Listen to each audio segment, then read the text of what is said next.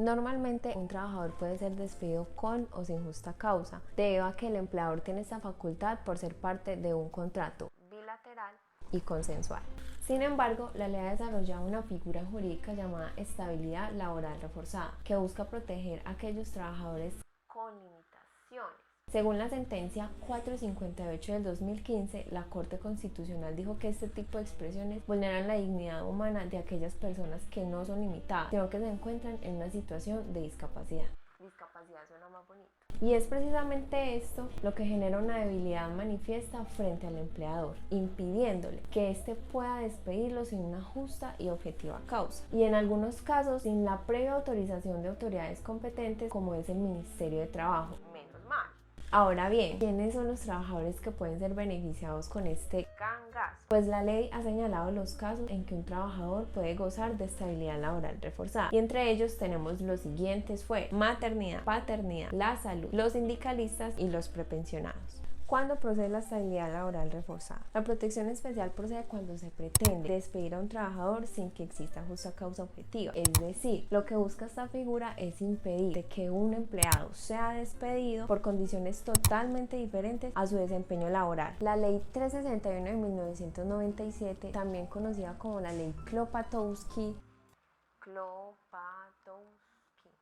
¿sí es así?, en reconocimiento a un ex senador de la República que se va a conocer por sus grandes debates de políticas públicas para aquellas personas que se encuentran en situación de discapacidad. Esta ley establece garantías para aquella población con condiciones de vulnerabilidad. Entre muchas otras se encuentra, por ejemplo, la permanencia y la integración en el mercado laboral, protegiendo así a los trabajadores que tengan restricciones en su salud y prohibiendo que se les sea despedido sin justa causa o sin preautorización del Ministerio de Trabajo, con su respectiva indemnización legal de 180 días de salario. ¿Y cómo hacemos para el reintegro? Pues facilito, con una tutela y sale pa' pintura. Aunque normalmente se creería que el procedimiento adecuado sería acudir a la competencia laboral ordinaria, según la sentencia T 661 del 2006, la Corte Constitucional dijo que no existe dentro de los procesos ordinarios un mecanismo preferente y sumario para dar lugar al restablecimiento de derechos como trabajadores. Por lo tanto, la jurisprudencia constitucional considera procedente la acción de tutela para ordenar el reintegro del trabajo, más que todo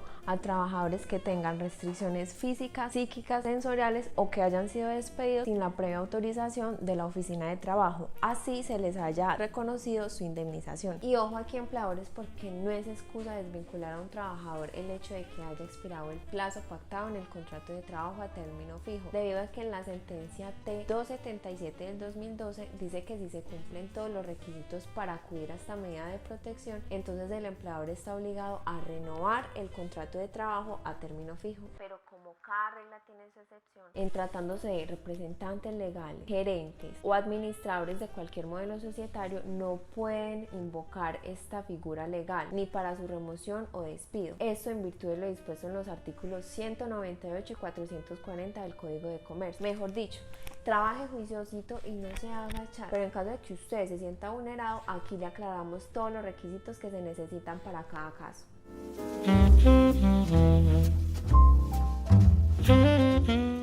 Para el despido de las mujeres en estado de embarazo y en periodo de lactancia, según el artículo 239 del Código Sustantivo del Trabajo, se requiere autorización previa del Ministerio de Trabajo, siempre que exista una causal de justificación para la terminación del contrato o de su no renovación. Hablando un poco de la renovación del contrato de trabajo para la mujer, nos podemos basar en un caso en particular, pues este tiene un tratamiento especial, y así lo determinó la Corte Suprema de Justicia en la sentencia 479/80 de 2018, con ponencia del magistrado Rigoberto Echeverri Bueno, en la cual dice, abro comillas: en la búsqueda de una armonía entre la libertad contractual y la protección de la maternidad entre las relaciones laborales subordinadas, esta sala, en la sentencia SL 3535 del 2015, con radicado 38239, estableció la modalidad de protección intermedia, que consiste en garantizar la vigencia del contrato de trabajo a término fijo, durante el periodo de embarazo y por el término de la licencia de maternidad. Esta fórmula no desconoce la configuración del contrato de trabajo a término definido, pero en cambio sí establece un estándar de protección similar al que les otorga la ley en las modalidades de los contratos a término indefinido. Así las cosas, el empleador deberá renovar el contrato de trabajo con la mujer en estado de embarazo o que tiene licencia de maternidad, y esta obligación deberá ser respetada hasta que la trabajadora cumpla con su licencia de maternidad. Ojo, no antes ni mucho menos después. ¿Por qué? Porque una vez termina la licencia, cesará la estabilidad laboral reforzada con la que contaba la mujer y, en este caso, la obligación terminará. Es por eso que, una vez cumpla la dieta la mujer, el empleador la podrá echar. Ahora bien, debemos tener claro que la estabilidad laboral reforzada por fuero de maternidad no es únicamente para las madres lactantes o las mujeres en estado de embarazo, puesto que las madres adoptantes también se ven cobijadas de este beneficio, y esto lo podemos ver en el artículo 236 del Código Sustantivo del Trabajo, el cual dice, abro comillas, todas las provisiones y garantías establecidas en la presente ley para la madre biológica se hacen extensivas en los mismos términos y en cuanto fuere procedente a la madre adoptante o al padre que quede a cargo del recién nacido sin apoyo de la madre, sea por enfermedad o por muerte, asimilando la fecha del parto a la entrega oficial del menor que ha sido adoptado o del que adquiere custodia justo después del nacimiento. En ese sentido, la licencia materna se extiende al padre del niño en caso de fallecimiento o enfermedad de la madre. El empleador del padre del niño le concederá una licencia de duración equivalente al tiempo que falta para expirar el periodo de la licencia, posterior al parto concedido a la madre. Cierro comillas.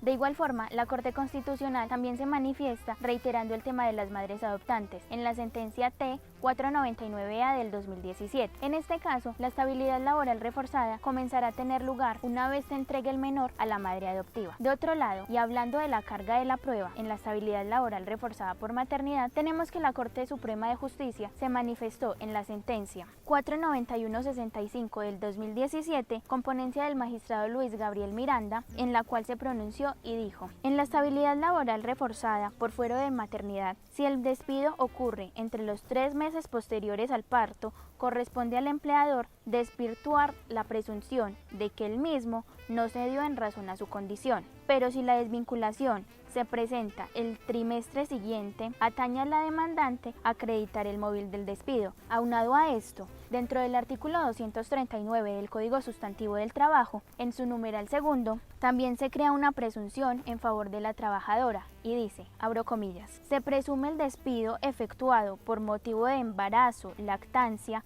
cuando éste haya tenido lugar dentro del periodo de embarazo y o dentro de los 3 meses posteriores al parto. ¿Cómo la ve?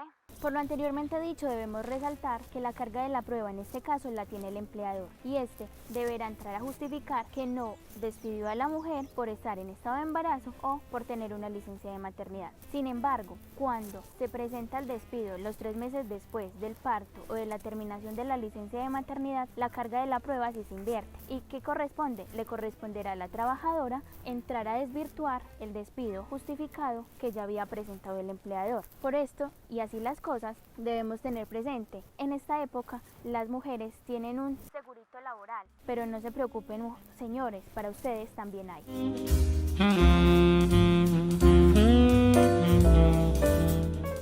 Ojo pues, que la cosa también se pone interesante para nosotros. Resulta que la Corte Constitucional extendió a los hombres el derecho a la estabilidad laboral reforzada durante el tiempo de embarazo o lactancia de sus hijos. Sí, señores, lactancia. La prohibición de despido se extiende también a los trabajadores que tengan la condición de cónyuge, compañero permanente o pareja de la mujer en periodo de embarazo. Así, la protección derivada del artículo 239 del Código Sustantivo del Trabajo se extiende a la pareja mientras la mujer embarazada dependa económicamente del trabajador. Situación representada en tener la condición de beneficiaria en el sistema de seguridad social. Interesante, ¿sí o no? Pero lo anterior se dará solo en los casos en que el trabajador comunique al empleador el estado de embarazo de su pareja. Algo así como contarle lo que hicieron, pero sin pelos ni señales. De manera que los artículos que le otorgan a la mujer embarazada o lactante trabajadora una estabilidad laboral reforzada también deberán aplicarse en favor del hombre, siempre y cuando la mujer dependa económicamente de él. De manera que, siendo cónyuge o compañero permanente, no podrá ser despedido, pues la mujer quedaría desprotegida.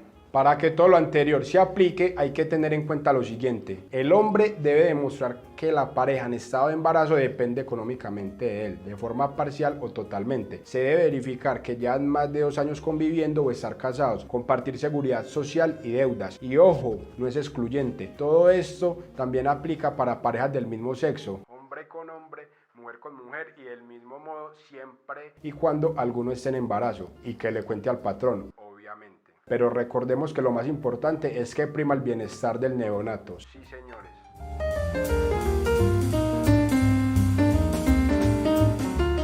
Ahora hablemos de otro fuero bien importante que es la salud. Esta figura jurídica tiene sus fundamentos en la Constitución Política en su artículo 13, donde se habla del derecho a la igualdad, más que todo para aquellas personas que por razones económicas, físicas o mentales se encuentran en circunstancias de debilidad manifiesta. O sea, estas son las verdaderas personas que necesitan una protección especial. Los artículos 47 y 54 constitucionales establecen el deber de crear e implementar políticas de prevención, rehabilitación e integración social a los disminuidos físicos, psíquicos y sensoriales, así como de ofrecer programas técnicos y profesionales a quienes lo requieran, y finalmente garantizarle a todas las personas en situación de discapacidad un trabajo digno acorde con sus condiciones de salud. Pues esto hasta acá suena bastante bonito, falta ver si en la realidad así se cumple. Pero ¿quiénes pueden ser considerados sujetos en circunstancias de debilidad manifiesta por motivos de salud? Al respecto, la Corte ha señalado que, primero, los trabajadores que puedan ser catalogados como discapacitados. Segundo, aquellos que tengan una disminución física, psíquica o sensorial en un grado relevante. Tercero, en general aquellas personas que tengan una afectación grave en su salud y que esta situación les impida o dificulte sustancialmente su desempeño en los labores en circunstancias regulares, y debido a todo esto sean sujetos de discriminación. Por tal motivo merecen ser protegidos con la estabilidad laboral reforzada.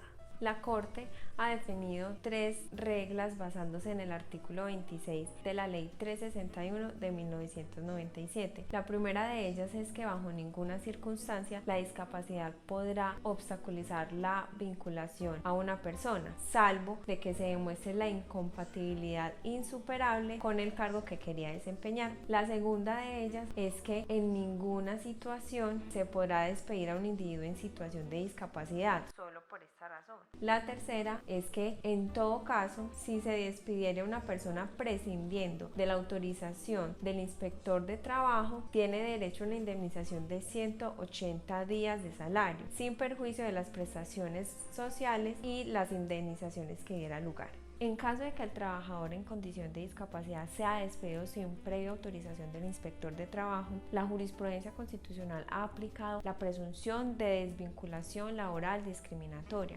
entendiéndose que la ruptura del vínculo laboral se fundó en el deterioro de la salud del trabajador. Existen límites. Al parecer, frente a esta situación, la Corte Suprema de Justicia tiene un concepto totalmente diferente a la que predica la Corte Constitucional, ya que la Corte Suprema de Justicia ha indicado que la protección de la Ley 361 de 1997 se otorga a personas con limitaciones severas y profundas, es decir, del 25% o iguales superiores al 50%, y no a quienes no alcancen dichos grados de disminución. En tanto, el derecho a la estabilidad laboral reforzada es una garantía de carácter excepcional. Tampoco abusemos por eso. Sin embargo, la Corte Constitucional ha establecido que aquellas personas que por el deterioro de su salud se encuentran en una situación de debilidad manifiesta tienen derecho a la estabilidad laboral reforzada, lo cual opera para todo trabajador que por su condición de salud se vea afectada su productividad, sin que sea necesario que tenga una discapacidad declarada o una calificación de pérdida de capacidad laboral. Aquí la sentencia T277 del 2017. Esta providencia trata sobre la estabilidad laboral reforzada en personas que padecen VIH-Sida. No es absoluta o perpetua. Es por esto que el Estado ha generado una serie de herramientas dirigidas a establecer un trato preferencial positivo para las personas portadoras de VIH-Sida, para evitar su discriminación en todos los ámbitos de su vida, incluyendo la laboral. Una de estas medidas es el decreto 1543 de 1997, por el cual se reglamentó el manejo de la infección por el virus inmunodeficiencia humana y el síndrome de inmunodeficiencia adquirida y todas las demás enfermedades de transmisión sexual. En esta normativa se dice que no es obligatorio informar a sus empleadores dicha condición y si lo hicieran, eso no puede ser causal de despido. Teniendo en cuenta todo lo anterior y de conformidad con los principios de igualdad material, solidaridad social y dignidad humana, la Corte Constitucional ha establecido unas subreglas encaminadas a materializar la estabilidad laboral reforzada para personas que se encuentren en esta condición y que debido a su enfermedad están en una situación de debilidad manifiesta, con el fin de garantizar su permanencia en el empleo, indicando que el empleador está obligado a, primero, demostrar una causal objetiva de despido, segundo, acudir al Ministerio de Trabajo para que autorice la desvinculación laboral de los trabajadores portadores del virus. Es pertinente aclarar que esta garantía no aplica de forma automática por el simple hecho de la existencia de dicho virus, sino que es obligatorio probar la conexidad entre la condición de debilidad manifiesta y la desvinculación laboral, constitutiva de un acto discriminatorio y un abuso del derecho, ya que si no se comprueba un nexo, no se concretiza el acto discriminatorio, lo cual hace improcedente la acción constitucional.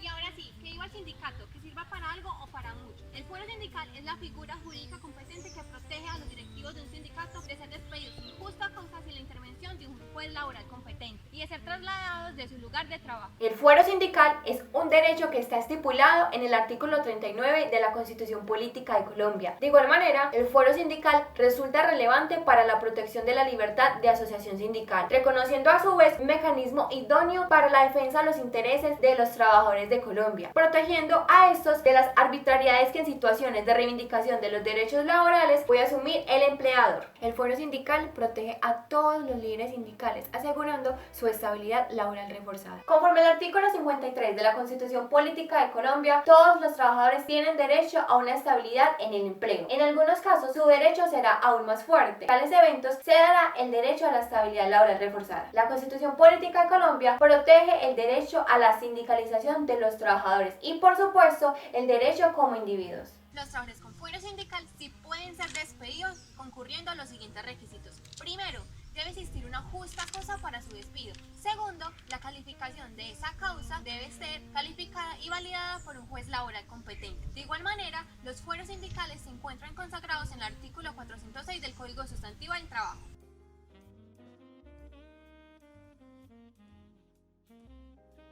Y por último, pero no menos importante, hablemos de la estabilidad laboral reforzada con los prepensionados. Y es que todas las personas que tienen dicha condición, o sea, la de prepensionados, gozan de una estabilidad laboral reforzada que busca protegerlos de un despido ilegal, injusto o incluso legal. Importante. ¿Quién es un prepensionado? Bueno, un prepensionado es aquella persona que le faltan 3 años para cumplir los requisitos y así poder acceder a su pensión de vejez. La Corte Constitucional, en sentencia T357 del año 2016, define la calidad de prepensionado en los siguientes términos. Tiene la condición de prepensionable toda persona con contrato de trabajo que le falten 3 años o menos para reunir los requisitos de edad y tiempo de servicio o semanas de cotización para obtener el disfrute de la pensión de jubilación o vejez. Hay que recordar que en el régimen de prima media hay 2 requisitos para acceder a la pensión de vejez, que son edad y semanas de cotización. Ni el uno ni el otro. Tienen que ser los 2.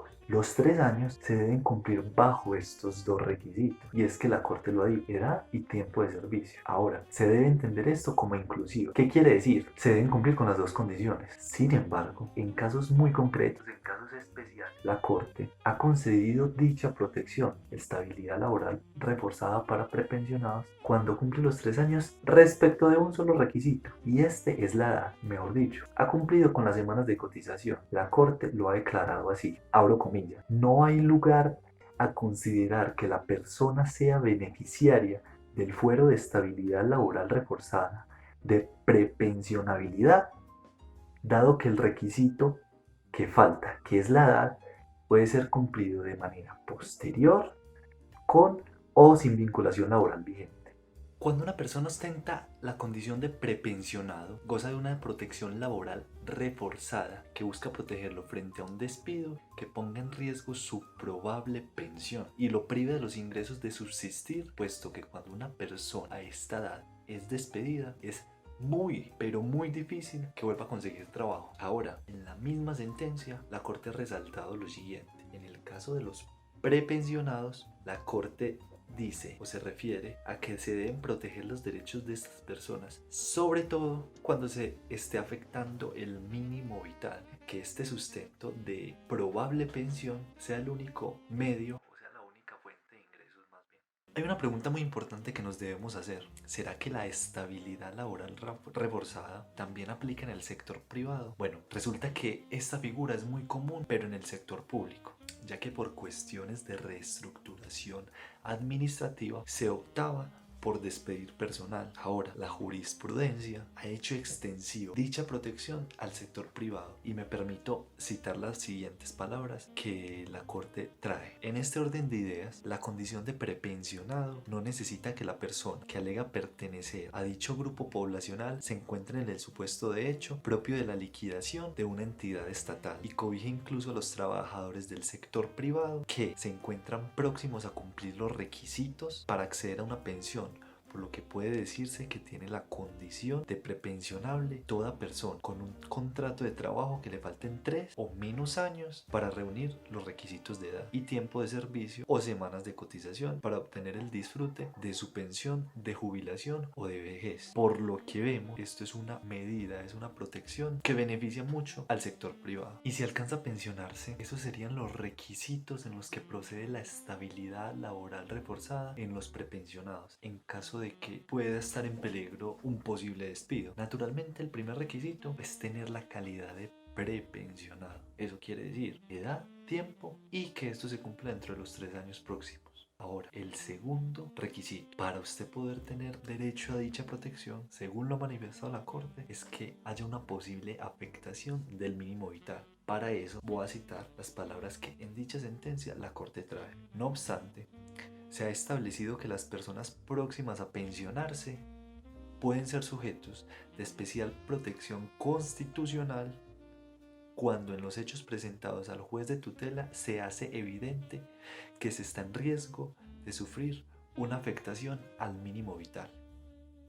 Luego, la Corte afirma, en el caso concreto de los prepensionados, edad, tiempo y el hecho de que su antiguo salario sea el único medio de sustento de quien solicita dicha protección es un indicador de la precariedad de su situación. En consecuencia, la necesidad de que su asunto sea tramitado a través de un mecanismo judicial preferente y sumario como lo es el amparo de pobreza. En colombiano, ¿qué significa eso?